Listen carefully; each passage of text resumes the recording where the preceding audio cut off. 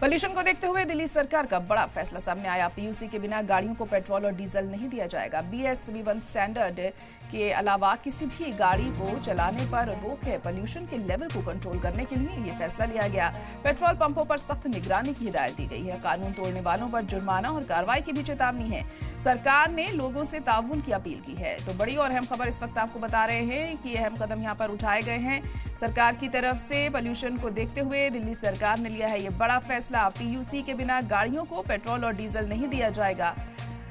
BS-V1 standard के अलावा किसी भी गाड़ी को चलाने पर रोक रहेगी। पोल्यूशन के लेवल को कंट्रोल करने के लिए ये फैसला लिया गया है। पेट्रोल पंपों पर भी सख्त निगरानी की हिदायत दी गई है। कानून तोड़ने वालों पर भी जुर्माना लगाया जाएगा और सख्त कार्रवाई की भी चेतावनी दी जाएगी। सरकार ने लोगों से ताउन की अपील की है।